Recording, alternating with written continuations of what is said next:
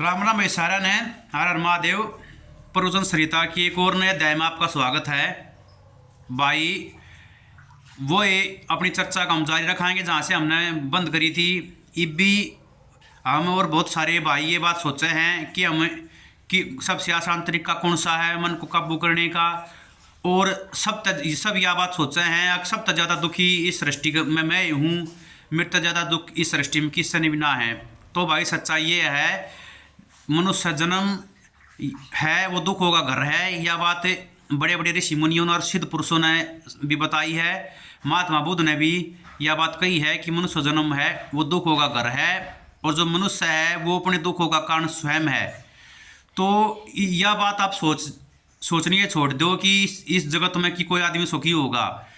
सुख है वो क्षणिक है। किसी भी प्रकार का सुख आप भोग रहे हो या कोई भी आदमी आप देखो हो तो इस सृष्टि में कोई सुख ना है। सुखी वो है जो परमात्मा के नाम का सहारा ले रहा है, उस परमात्मा के भजन का रसपान कर रहा है, वो ही वास्तविक सुख है और वो हमेशा बना रहेगा।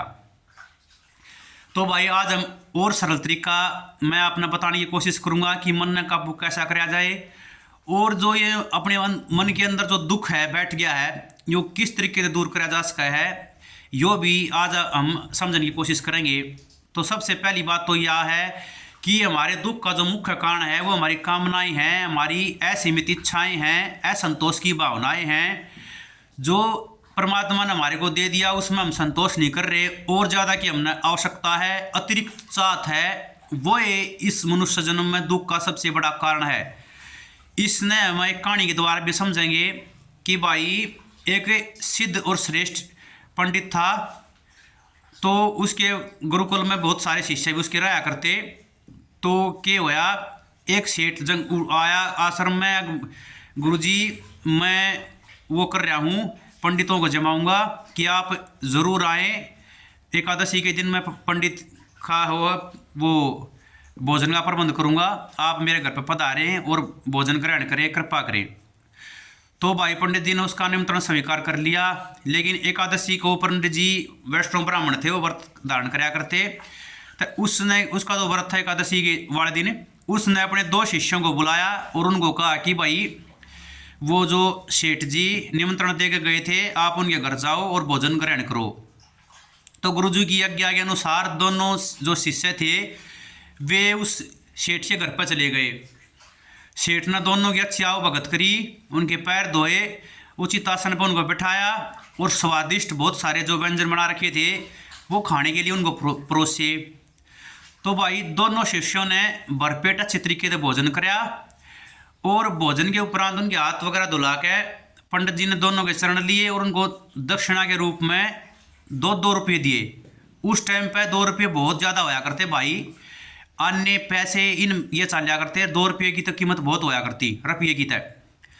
तो भाई दोनों उसकी दक्षिणा लेकर चल पड़े। एक शिष्य था उसमें वो तो बहुत ज़्यादा प्रसन्न था 2 रुपये प्राप्त करके, और जो दूसरा शिष्य था वो बहुत ज़्यादा दुखी था।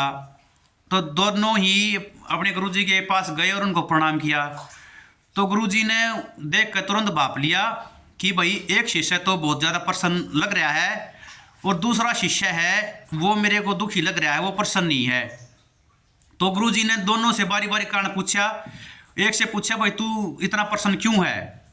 तो उसने कहा गुरुजी मैं तो ये सोचता था कि ये सेठ लोग होते हैं बहुत लोभी होते हैं, तो वहाँ से ज़्यादा मेरे को 4 आने या 8 आने मिल जाएंगे दक्षिणा में, लेकिन उसने तो मेरे को 2 रुपये दे दिए, इसलिए वो बहुत ज़्यादा प्रसन्न था। और दूसरे दिन बोला भाई तेरी गिला के खान में तो बात कर दी है कि तेरे तो दक्षिणा ना दी, तू क्यों वो दुखी है। तो वो बोला गुरुजी भोजन दोनों को बराबर मिला था और दक्षिणा भी बराबर मिली थी। तो फिर बोला भाई तू दुखी क्यों है। तो वो बोला कि मैं तो ये सोचता था कि सेठ इस शहर का सबसे ज़्यादा धनवान व्यक्ति है, वो कम से कम 10 रुपये तो देगा दक्षिणा में, लेकिन उसने 2 रुपये दिए, मैं इस चीज़ से दुखी हूँ। तब भाई कहने का अभिप्राय ये है हमने उसने जो दुखी था उसने इच्छा पाल रखी थी, बहुत बड़ी कामना कर रखी थी कि इतना मेरे को मिलेगा, लेकिन वो उसको अपनी इच्छा के अनुरूप नहीं वह चीज़ मिली, तो वो इस चीज़ से बहुत दुखी हो गया।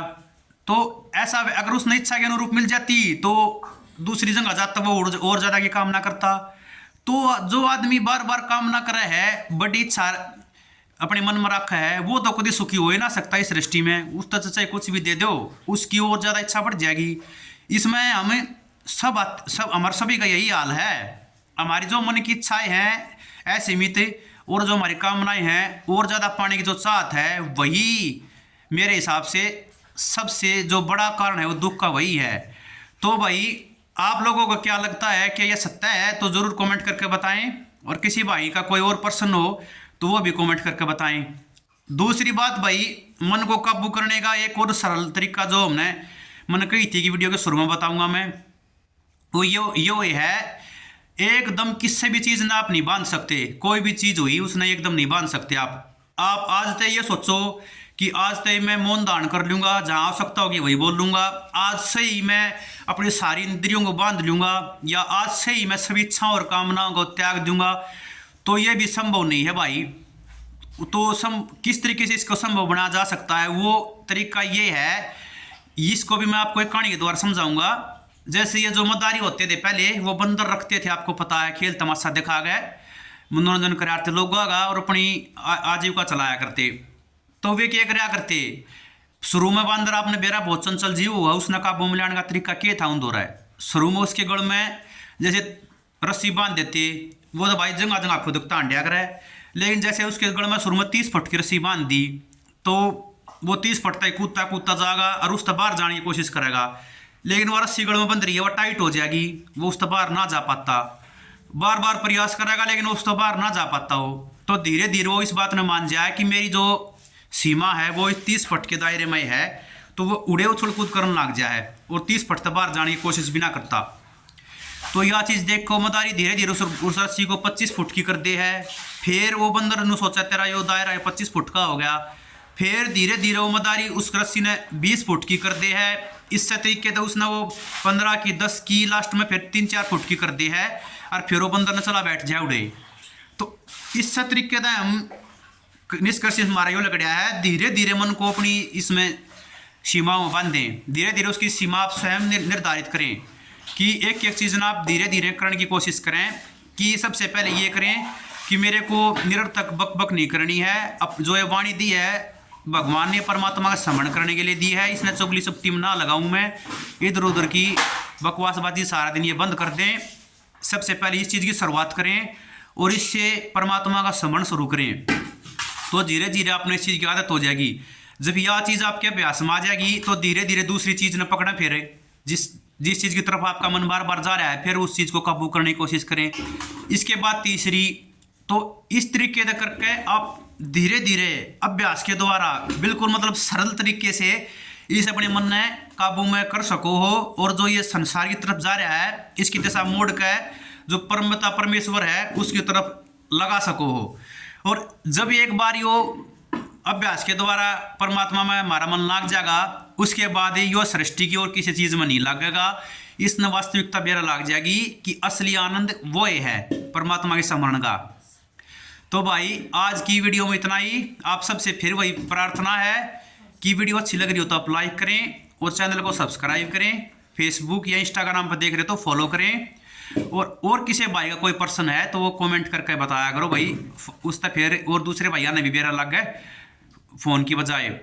तो भाई आज के लिए इतना ही। एक और नए अध्याय में आपसे फिर मुलाकात होगी, तब तक स्वस्थ रहें और परमात्मा का स्मरण करते रहें। जय श्री राम, हर हर महादेव सभी ने भाई।